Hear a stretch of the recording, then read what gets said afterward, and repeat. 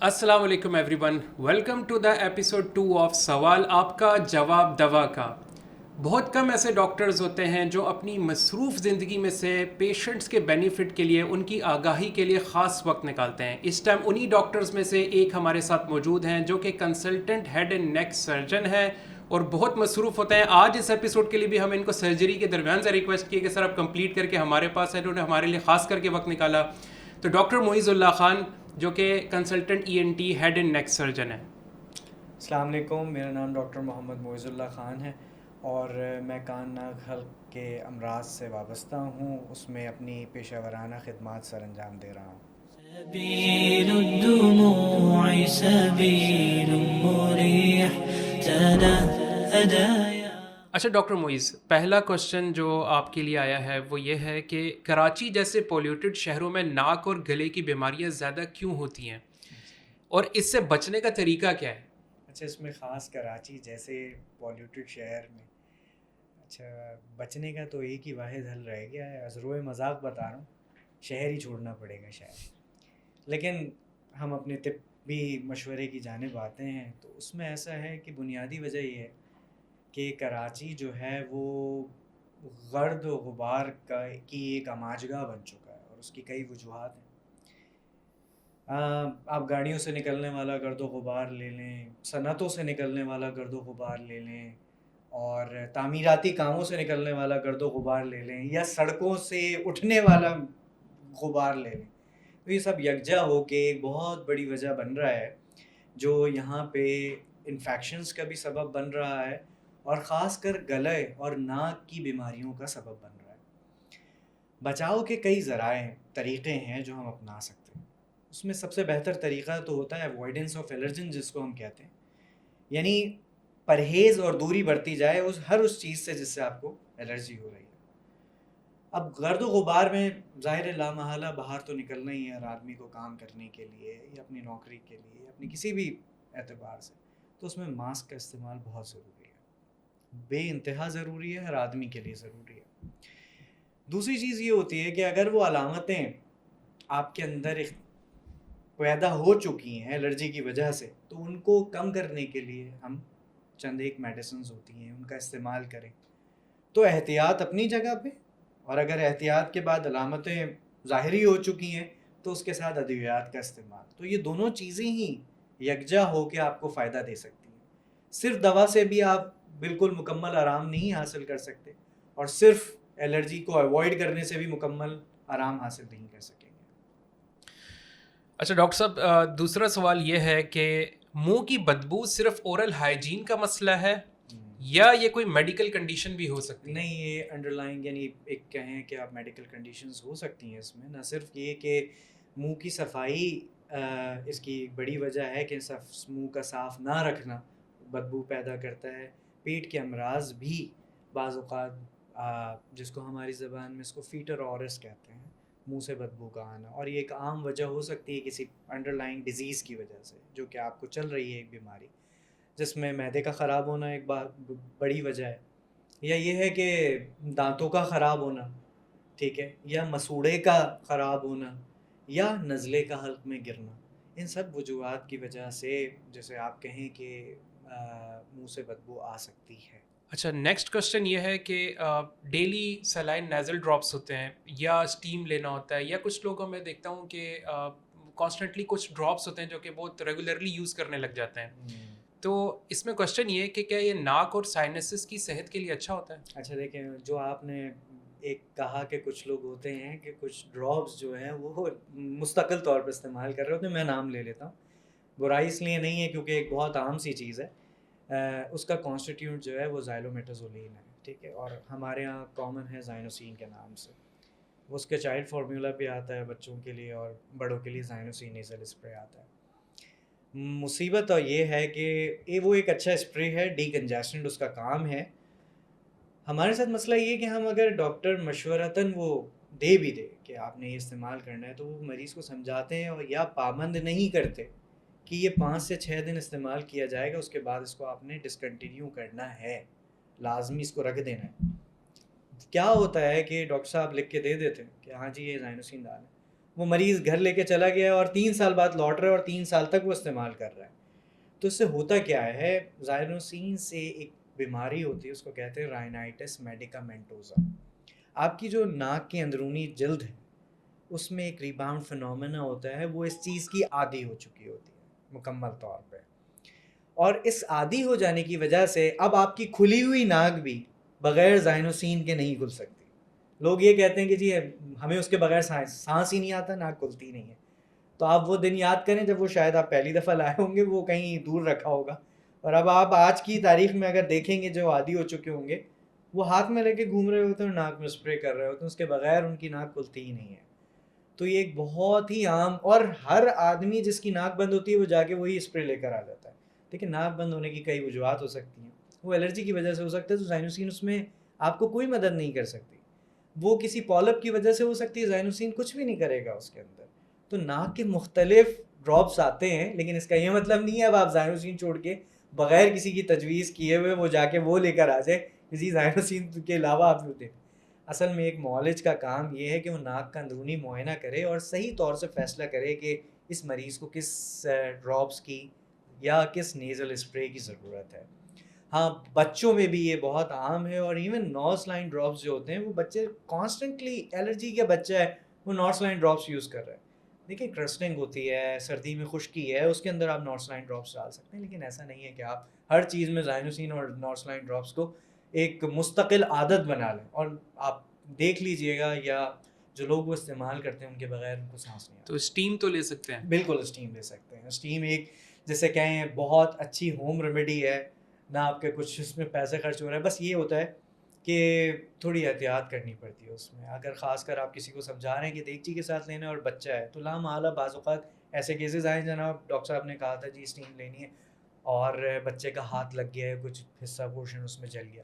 تو بہت ہی سیکیور انداز ہونا چاہیے, اور جسے کہیں کہ آپ تو اسٹیمرز آ گئے ہیں, بہت کمفرٹیبل ہوتے ہیں, اس کے اندر آپ اسٹیم لیں تو بہت فائدہ ہوتا ہے. اچھا, اس سے جڑتا ہوا میرا ایک کوشچن ہے, میں چاہوں گا کہ اس کے اندر ایڈ آن کر لیتے ہیں. جی اچھا, ہم دیکھ رہے ہیں کہ نیبولائزرز پہلے اتنا استعمال نہیں ہوتے تھے, اور اب ان کا استعمال بہت زیادہ بڑھ گیا ہے. مطلب اب ان رننگ 2-3 ایئرس کی ہم بات کریں تو کیا وہ سیف ہیں, کہ ہم یوز کرنا چاہیے یا نیچرل ویز پہ ہی زیادہ اڈاپٹ کریں؟ اچھا, نیبولائزر بیسکلی چیسٹ کے لیے, سینے کے لیے, سینے کی بیماریوں کے لیے, میوکس کو وہ تھن کرتا ہے, تھک میوکس کو. گلے اور ناک میں جو مواد ہے اس میں نیبولائزر کا کوئی بھی کمال یا کام نہیں ہے. تو ہم تو عموماً یہ بینگ این ENT اسپیشلسٹ ہم انکریج کر رہے ہوتے ہیں ٹو ٹیک اسٹیم.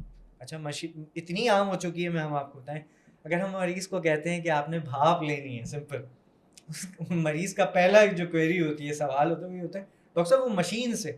نہیں بھائی, مشین سے نہیں, سمپل آپ نے دیگچی گرم کرنی ہے اور اس میں سانس لینا ہے. تو چیسٹ پیتھولوجیز میں یا سینہ خراب ہونے کی صورت میں اس میں نیبولائزر کا بالکل رول ہے, اور بہت اچھا رول ہے. ہاں, ناک سے لے کے حلق تک اس میں نیبولائزر ڈز ناٹ ورک. اچھا, نیکسٹ کوشچن ہے, کیا بار بار نوز بلیڈنگ کسی بڑی بیماری کی نشانی ہو سکتی ہے؟ نیزل بلیڈ ایک عام, جس کو ہم اپنی زبان میں ایپسٹیکسس کہتے ہیں, ناک سے خون آنا, اردو میں نکسیر کا پھوٹ جانا, ایک عام جسے کہیں فہم لفظ ہے. اچھا, اس کی کئی وجوہات ہو سکتی ہیں, اور بچوں میں الگ, بڑوں میں الگ. تو اگر ہم دیکھیں کہ ناک کا خشک ہونا ایک بہت بڑی وجہ ہے, اور آپ دیکھیں گے کہ جو خشکی کا موسم ہوتا ہے خاص کر سردیاں وغیرہ, اس کے اندر بھی یہ بہت عام ہوتا ہے کہ نکسیر پھوٹ جاتی ہے, کیونکہ ڈرائی ویدر ہوتا ہے. اور ناک جو ہے وہ ایک ہائیلی ویسکولر ایریا ہے, یعنی اس میں خون کی روانی اور شریانیں بہت زیادہ ہیں. تو اسی لیے, اور ایک پتلی سی جلد ہے جو کہ کور کر رہی ہے, اس میں اسی میں خون بہت اچھا روانی میں دوڑ رہا ہے. تو ہوتا ہے کیا ہے کہ اگر بچوں میں نوز پرکنگ کی بہت زیادہ, فنگرنگ کی عادت ہوتی ہے, بیسکلی ایک بڑی وجہ بنتی ہے کہ وہ ناک سے خون آتا ہے ایسے بچوں میں. خشک موسم ایک اور وجہ ہے. بڑوں کے اندر, بچوں میں ہم یہ والی بیماریاں کنسیڈر نہیں کر سکتے جو آپ کا سوال تھا کہ کسی بڑی بیماری کی. ہاں, بڑوں کے اندر بلڈ پریشر کا بڑھنا ایک بہت بڑی وجہ ہے ناک سے خون آنے کی. تو بلڈ پریشر جن کا شوٹ کر جائے, تو ناک بہت نازک سا حصہ ہے, اور اسی میں سے خون سب سے پہلے آتا ہے, الا یہ کہ وہ جسم کے دوسرے حصوں سے بھی آ سکتا ہے بی پی بڑھنے کی صورت میں, لیکن ناک بہت نازک حصہ ہے اور سب سے پہلے وہیں سے ہی آتا ہے. ہاں یہ ایک انڈر لائن کوئی بیماری ہو سکتی ہے, خدا نہ خواستہ ناک میں رسولی ہے کسی کے, کوئی انڈر لائن ٹیومر ہے, یہ بھی ایک وجہ بن سکتی ہے بلیڈنگ فرام دا نوز, یعنی ناک سے خون آنے کی. اچھا نیکسٹ کوشچن ہے, بہت سے لوگ سوتے وقت سنورنگ مطلب خراٹے لیتے ہیں, تو کیا یہ بیماری ہے یا نیچرل فینومینا ہے؟ بعض اوقات یہ ایک نارمل جسے کہیں چیز ہو سکتی ہے, کبھی اوکیجنل, لیکن اگر یہ مستقل طور پہ ہے تو اس کو جانچنے کی اور جاننے کی ضرورت ہے کہ کوئی اندرونی وجہ تو نہیں ہے جس کی وجہ سے خراٹے لے رہے ہیں. تو اس میں کب کنسرن ہونا چاہیے, مطلب کہ یہ اب رسکی ہے؟ اگر یہ انسان کو خراٹے لیتے لیتے اچانک سے سانس رک جائے اور اس کو لگے کہ اس کا دم گھٹ رہا ہے, اس کو اٹھنا پڑ جائے اچانک سے کہ جیسے سینے پہ بوجھ ہے, تو ایویلیویشن ہوتی ہے اس کی باقاعدہ. ہمیں دیکھنا پڑتا ہے کہ آیا خدا نہ خواستہ ناک کی ہڈی ٹیڑھی تو نہیں ہے یا ٹونسلز بڑے ہوئے ہیں. یہ ایک عام وجہ ہے, لیکن اس کے علاوہ بھی وجوہات ہوتی ہیں جس کے اندر ہمیں دیکھتے ہیں کہ گلے کی بناوٹ اندرونی طور پہ ایسی ہے کہ پٹھے ان کے لائق ہیں, اس کی وجہ سے یہ بار بار ان کو اسنورنگ ہوتی ہے, خراٹے لیتے ہیں مستقل ساری رات. تو اس کی ایویلیویشن ہوتی ہے اگر یہ مستقل عادت ہے. ہاں اگر کبھی کبھار شاذ و نادر کسی کو ہوتا ہے تو اس میں اتنی کوئی پریشان کوئی بات نہیں ہے. اچھا نیکسٹ کوشچن ہے, کیا موبائل اور لاؤڈ میوزک کا زیادہ استعمال واقعی ہیئرنگ ڈیمیج کر سکتا ہے؟ آج کل تو ہم دیکھتے ہیں کہ ایئر پوڈز ہیں, ہیڈ فونز ہیں, خیر ان کا تو دور ہی اب ختم ہو گیا وائر ہیڈ فونز کا, ایئر پوڈز سے کانسٹنٹلی لوگوں نے لگائے ہوتے ہیں, تو کیا یہ واقعی سیف ہے یا رسکی ہے؟ اچھا دیکھیں, میں ایک جگہ یہاں کوٹ کر دیتا ہوں, جو سماعت ہے نا یہ بہت بڑی نعمت ہے.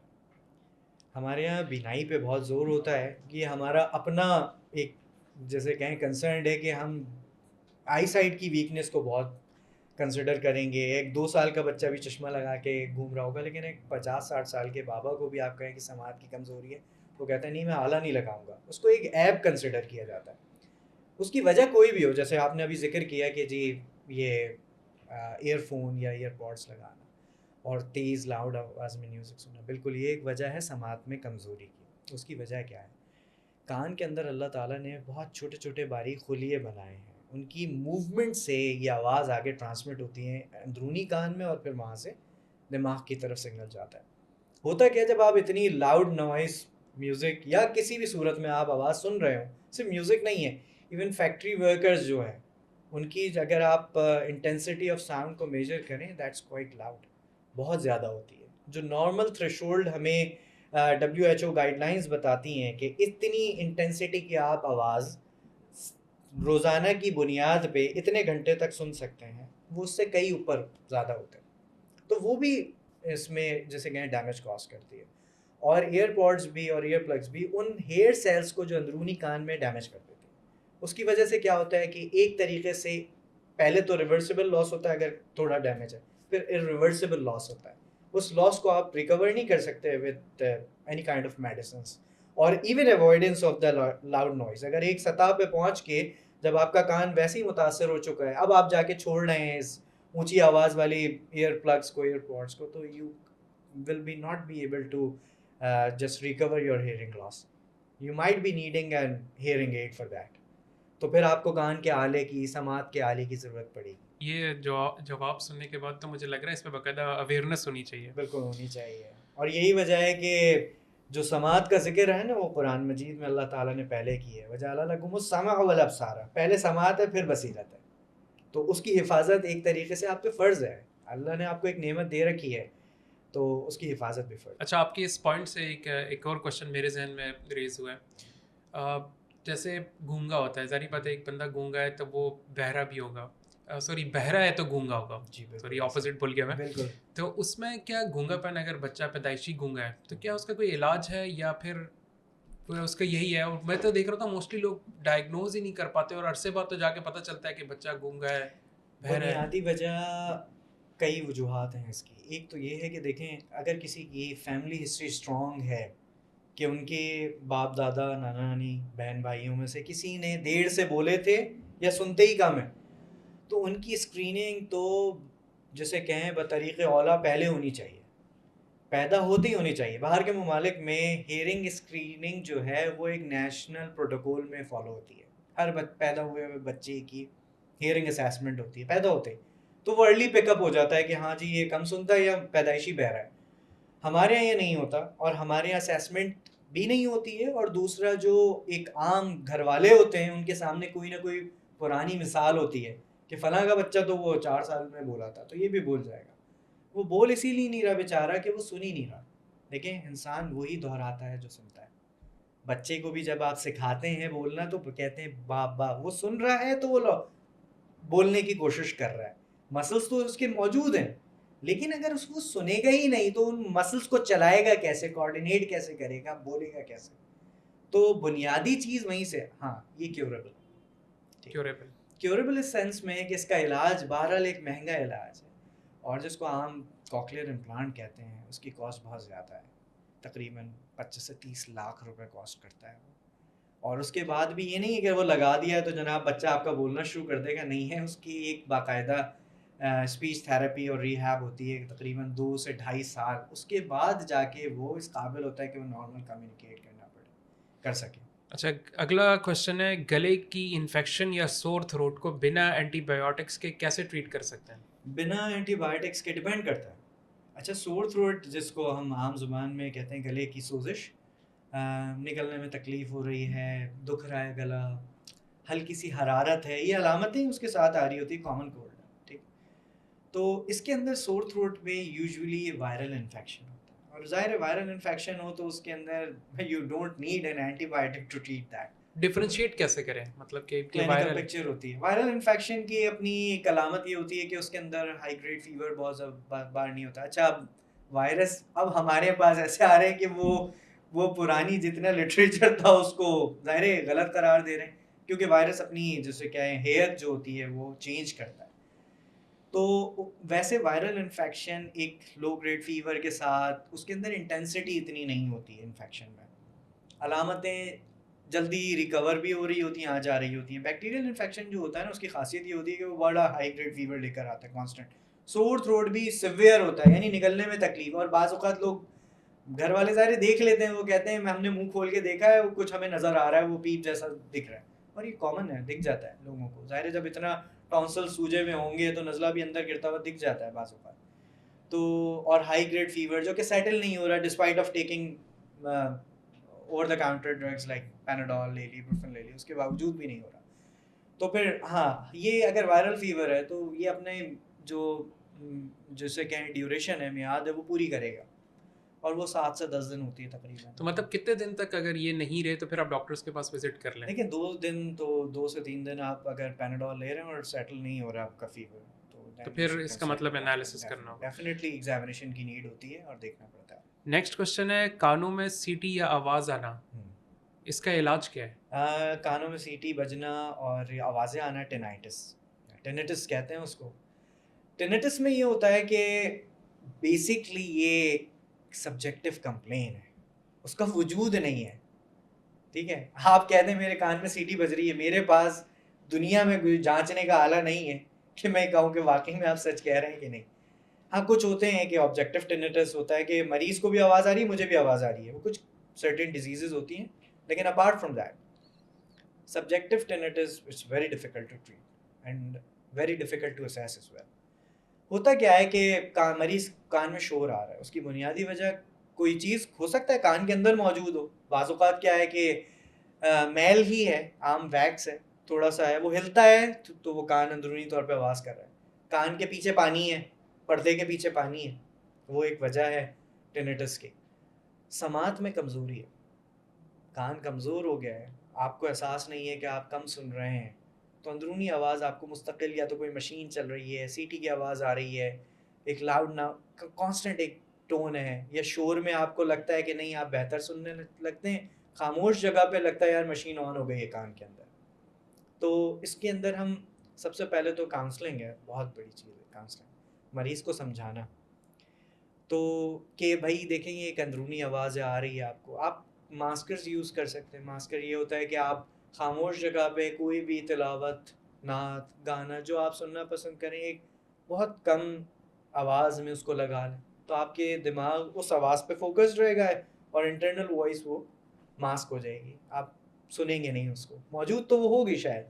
دوسرا ہیئرنگ اسیسمنٹ ہے، پہلے کان دکھائیں بھی اور ہیئرنگ ٹیسٹ بھی کروائیں. ایسا تو نہیں ہے سماعت میں کمزوری آ رہی ہے تو کان کا معائنہ ضروری ہوتا ہے ٹینیٹس میں, اس بہت کیس کے ضروری اندر. ہوتا ہے. بالکل. اچھا, چکر آنا ایک بہت ہی کامن کاز ہے.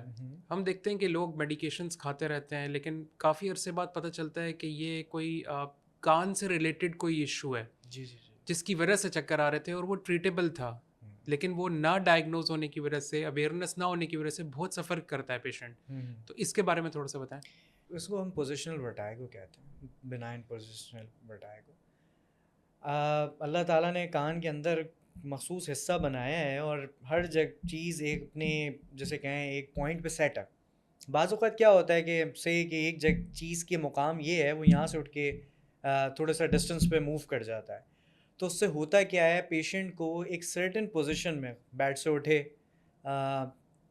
ریک سے کوئی چیز نکال رہے ہیں, اچانک سے سر اوپر کیا ہے, یا دائیں جانب مڑیں بائیں جانب مڑیں, ایک فریکشنز آف سیکنڈس کے لیے ایک ورٹیگو کا ایک اسپیل آتا ہے اور دین شی از فائن. اس پہ ہی پیشنٹس جو ہیں وہ میڈیکیشنز جو عام جیسے کہیں ورٹیگو کی میڈیسنز ہوتی ہیں وہ جا کے میڈیکل اسٹور سے لیتے ہیں اور over the period of time کھاتے ہی رہتے ہیں وہ. تو ورٹیگو کے پیشنٹ کی اسیسمنٹ بہت ضروری ہے کہ اس کی بنیادی وجہ کیا بن رہا ہے, کہ آیا اچھا ورٹیگو ایسا بھی نہیں ہے کہ صرف ایئر کی وجہ سے ہو رہا ہو, it can be neurological cause as well, کسی برین کی وجہ انجری کی وجہ سے ہو سکتا ہے, برین لیجن کی وجہ سے ہو سکتا ہے. لیکن عام جو پوزیشنل ورٹیگو ہوتا ہے اس کا اسپین بہت کم ہوتا ہے, few seconds to just few minutes, اور وہ کسی خاص سرٹن پوزیشن پہ آتا ہے, پھر سارا دن نہیں آتا, کنٹینیوس نہیں ہوتا, وہ چلتا نہیں ہے. تو اسی سے ہم ڈفرینشیٹ کرتے ہیں کہ وجہ کیا بن رہی ہے ان کے چکر. گٹکا اور چھالیا. اچھا, ویسے تو سگریٹ کے ڈبوں کے اوپر بھی کینسر کی تصویر بنی ہوتی ہے منہ کی, لیکن گٹکا اور چھالیا کھانے سے کینسر کا رسک کتنا بڑھتا ہے اور اسے روکنے کے لیے کیا سٹیپس لینے چاہیے؟ گٹکا, چھالیا, پان, نسوار اور 2100 لا محالہ پتہ نہیں کتنے ناموں سے اب تو نکوٹین گمز بھی آ گئی ہیں. کینسر کا رسک الٹیمیٹ اس کا جو انجام ہے نا وہ ایک یہی ہے کہ آپ کو منہ کا کینسر ہو جائے, اور منہ کا صرف یہ نہیں ہے کہ وہ ہونٹ سے لے کے گلے کے پچھلے حصے تک کسی بھی جگہ کا کینسر ہو جائے. اور روک تھام کے لیے آپ کیا کہہ سکتے ہیں, جتنے بھی ہمارے معذرت کے ساتھ جگہیں ہیں جہاں سے یہ بن رہا ہے, نکل رہا ہے, بک رہا ہے, اگر اس وقت بھی آپ وہ سب بند کر دیں, یعنی سمجھیں کہ زیرو ٹالرنس مل ہی نہیں رہا, تب بھی شاید اگلے 5-6 سال تک ہمیں اسی کے کانسیکوینسز نظر آئیں گے اور ہم لوگوں کے منہ کاٹ رہے ہوں گے. بیسیکلی ہوتا کیا ہے کہ اس کے اندر کارسینوجنز ہوتے ہیں اور وہ ہم پورے منہ کے اندر جو بھی کھا رہے ہوتے ہیں, ہم تو نہیں اللہ بچائے, وہ پورے منہ کے اندر اس کو پھیلا رہے ہوتے ہیں, تو اس سے فیلڈ کینسرائزیشن ہوتی ہے, یعنی پورا منہ جو ہے آپ کا وہ ولنریبل ہے ٹو ہیو دس کینسر. تو جس ایک بعض اوقات لوگوں کا ایک میں عذرو مذاق بتا دیتا ہوں کہ ایک بار ایک مریض آئے, ان کے پاس بایوپسی پروون رپورٹ تھی کہ جی ان کو کینسر ہے. تو ہم تیزی سے میں نے ان سے ایک لکھتے سوال کیا کہ ہاں جی یہ گٹکا کھاتے تھے, کیا کھاتے تھے؟ تو اب یقین کریں کہ ان کا بیٹا جوان وہ انہی کے والد صاحب کے ساتھ کھڑا ہوا تھا, اور اس نے اپنے وہی ایک ٹپیکل انداز میں جس میں منہ نہیں کھل پاتا, ان کا تو بات بھی کرتے ہیں نا تو گردن اوپر کر کے بات کرتے ہیں کیونکہ منہ کھل ہی نہیں رہا ہے. تو وہ مجھے کہتے ہیں کہ ڈاکٹر صاحب یہ گٹکا تو سیدھی طرف دباتے ہیں, کینسر ان کو الٹی طرف ہوا ہے. تو مطلب مجھے اندر سے ایک دم سے ایک صدمے میں چلا گیا تھا, یعنی اس کے والد صاحب کو کینسر ہو چکا ہے اور ابھی بھی یقین کرنے کو تیار نہیں ہے کہ اس کی وجہ یہی تھی. وہ یہ اس پہ مطلب کیا ہے, اس سے نظر چرا رہا ہے کہ جناب یہ سیدھی طرف تھا تو الٹی طرف کیوں ہو رہا ہے, یہ تو سیدھی طرف رکھتے اور ہیں. وہ خود بھی کھا رہا ہے, وہ خود بھی والد کھا رہا ہے. کینسر کی وجہ سے آیا ہوا ہے. یہ تو ایک عام سی بات ہے, ہم نے کئی دفعہ ایسا کیا ہے, ہم تھیٹر سے 6 گھنٹے کی سرجری کر کے نکلے ہیں, آدھا جبڑا نکالا ہے, سینے پہ سے گوشت لگا کے اس منہ کو کور کیا ہے, ہم باہر آ رہے ہیں بتانے کے لیے کہ بھائی یہ بڑا اس پیسے میں دے کہ یہ آپ کے رشتہ دار میں سے نکلا ہے. تو جو اٹینڈنٹ ہوتا ہے, چاہے وہ بیٹا ہو چاہے بھائی ہوں جو بھی ہوں, عموماً دیکھنے میں یہ آتا ہے کہ ان کا بھی منہ بھرا ہوا ہوتا ہے اور اسی میں کہتے ہیں ڈاکٹر صاحب پورا ہو گیا آپریشن. تو اور بعض اوقات ایسا بھی ہوا ہے کہ ہم نے مریض کو کہا یار آپ دیکھیں تو صحیح آپ کتنے پیسے خرچ کر رہے ہیں سرجری پہ اور سب کچھ, پورا خاندان آپ کا متاثر ہے. تو اور یہ صرف سرجری پہ بات ختم نہیں ہو جائے گی، اس کے بعد ان کو شعائیں لگیں گی، کیمو تھراپی ہوگی، ڈسٹرب ہو جاتی ہے لائف، پورے خاندان ڈسٹرب ہو گئے. تو ان کا بعض اوقات تو اتنا جارحانہ جواب ہوتا ہے کہ ڈاکٹر صاحب کھا کے مریں گے، کھا کے مریں گے. تو یہ المیہ ہے جس کو ہم روک نہیں سکتے، اور لٹرلی یہ اس طرح پھیل چکا ہے ہمارے سوسائٹی میں کہ اب شاید ہم کسی کو کہتے ہوئے بھی ہمیں لگتا ہے یار پتہ نہیں کیا جواب سامنے سے آ جائے گا. تو بڑا دکھ ہوتا ہے کہ ہمیں بھی اچھا نہیں لگ رہا ہوتا کہ لوگ اتنی گھنٹوں سرجریز کریں لوگوں کے. مطلب ایک ریوارڈنگ بھی تو ہوتی ہے نا کوئی چیز. میں کوئی چیز کام کرتا ہوں، مجھے پتہ ہے یار یہ مریض بالکل ٹھیک ہو جائے گا، اور وہ مریض وقتی طور پہ ٹھیک پھر آ رہا ہے. اور یہ بھی ہوتا ہے، ابھی میں نے ایک پیشنٹ دیکھا ہے جس کا 22 سال پہلے کینسر کی سرجری ہوئی ہے. سمجھیں اللہ نے اس کو ایک نئی زندگی دی ہے، تو وہ آئے ہیں اب دوبارہ کینسر کے ساتھ. تو میں نے ان سے کہا کہ کیا دوبارہ کھانا شروع کر دیا؟ تو ان کا جواب تھا ڈاکٹر صاحب چھوڑا کب تھا. یعنی imagine 22 years for a tumor patient living a healthy life is more than enough. سمجھے ایک نئی زندگی جیے ہیں وہ، لیکن اب اس اسٹیج پہ لے کر آئیں کہ ہم کچھ بھی نہیں کر سکتے، نکال بھی نہیں سکتے، کاٹ بھی نہیں سکتے، کچھ بھی نہیں ہو سکتا، سرجری ممکن ہی نہیں ہے. Thank you very much doctor معیز آپ کے ٹائم کے لیے. Thank you. اس کے علاوہ اگر آپ لوگوں کے بھی کویشچنز ہیں، آپ چاہتے ہیں کہ ہم آپ کے بہاف پہ ایکسپرٹ سے وہ کویشچنز پوچھیں، تو پلیز انہیں کمنٹ باکس میں ڈراپ کیجیے. اس کے ساتھ ہی اجازت چاہوں گا. خیال رکھیے. اللہ حافظ.